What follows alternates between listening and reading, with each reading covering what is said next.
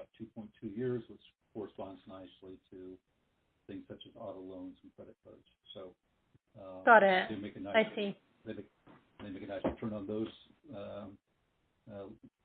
products that they put out, and then the source of funds is coming in at essentially LIBOR, and LIBOR is a rate from one bank to another, so they can always go and borrow at that rate. But they saw there was an opportunity here to tie into a long-term source of funds without having to go to other banks for that borrowing. Got it.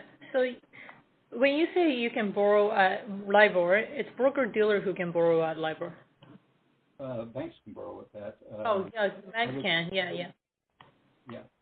And other entities can borrow at something that's usually tied to the LIBOR rate, but it's slightly different product.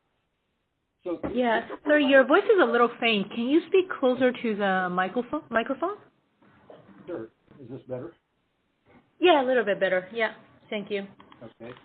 If necessary, I can take off the headset. That'll be good. Yeah, that's much better. Okay. So the banks were attracted to this, and what E-Trade was able to do with their own captive bank is that we were able to essentially you set up one account at the bank for every account that's at the broker, and then in a agreement you adjust the closing balance each day, right? And all those deposits and withdrawals have to be recorded on both sides, but that's all systematic.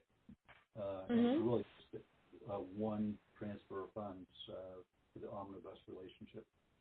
And so if you look at how that works, the banks do have a reserve requirement they have to meet.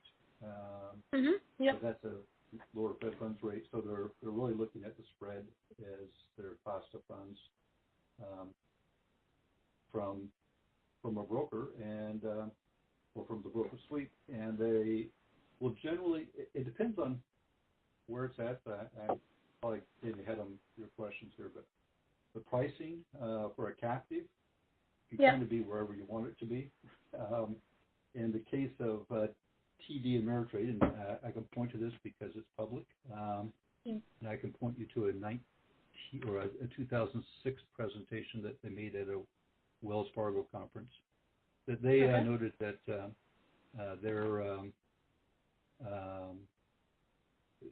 that the cash balance for client accounts is about 15% of the total asset balance. Okay. And so they are able to, and not all of that. Some of it we designate from money market or other investments by clients, but the vast majority, well over 80% of it, goes to this IDA agreement with their bank.